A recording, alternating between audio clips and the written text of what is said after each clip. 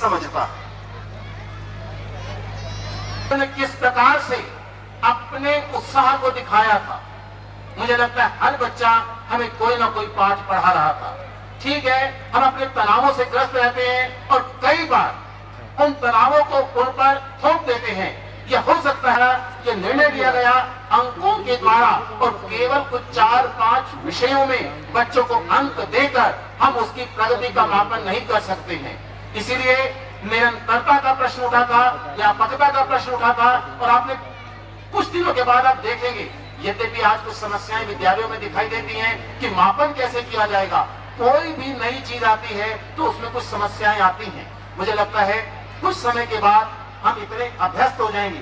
सच्चाई तो यह है, हम प्रतिदिन अपने जब विद्यार्थियों को देखते हैं, हमारे समक्ष वो बैठे होते हैं, तो किस बच्चे को क्या समझ आता है, क्या समझ नहीं आता, हम उन्हें देखकर पहचान जाते हैं। बच्चा सिखा देता है कि सर हम समझने के लिए तैयार हैं, अगर हमारा ध्यान नहीं जा पा रहा तो शायद आप हमें समझ नहीं पा रहे हैं, हमें इस ढंग से पढ़ाइए। इस तरह से हर बच्चा अपनी आंखों के द्वारा अपने आप को अपने अध्यापक का अध्यापक बना डालता है। आवश्यकता है उन्हें पहचानने की। क्रोध आ सकता है, लेकिन क्रोध को शांत करने के लिए पाठ देता है कि कृपया अपने क्रोध को शांत रखो।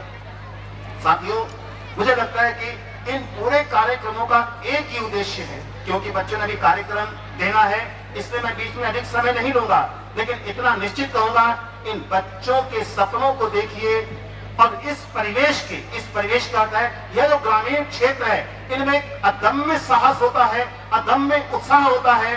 शायद शहर के बच्चों को बहुत सी सुविधाएं मिल जाती हैं, मैंने शहर के बच्चों के भी कार्यक्रमों को देखा, लेकिन इस प्रकार का उत्साह और इस प्रकार की उनकी जो एक शारीरिक गति होती है वो बनाई जाती है, यहाँ इन बच्चों में स्वतः उपलब्ध है। इस स्वतः गति को हम गत्यात्मकता देते रहें, तेजीपन देते रहें, बच्चों को अधिक से अधिक अवसर देते रहें। मुझे लगता है यह पाठ यदि हम बच्चों से सीखते हैं, हम पर विश्वास कीजिए, हमें अवसर दीजिए, हम आपके सपनों को पूरा करेंगे। तो हमें अपने सपनों को पूरा करने के लिए हमें बच्चों के सपनों को देखना है, समझना है, उसे पूरा करना है। इसी बात को यदि हम इस उत्सव के संदेश के रूप में ले सकते हैं तो मुझे लगता है उत्सव का संदेश और उत्सव का होना निश्चित रूप से सफल होगा।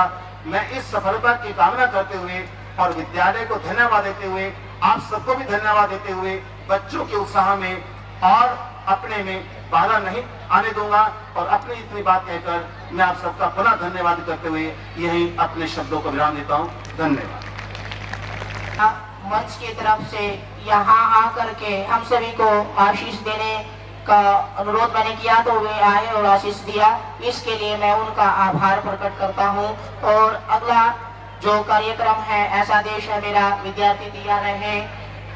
कहा भी है कि सबसे प्रथम कर्तव्य है शिक्षा बढ़ाना देश में, शिक्षा बिना ही आज हम सब पढ़ रहे हैं क्लेश में। शिक्षा बिना कोई कभी बनता नहीं सुपात्र है, शिक्षा बिना कल्याण की आशा दुराशा मात्र है, शिक्षा बिना कल्याण। जाति धर्म संप्रदाय इस प्रकार की जो अनेकता है, अनेकता होने पर भी हमारे देश के अंदर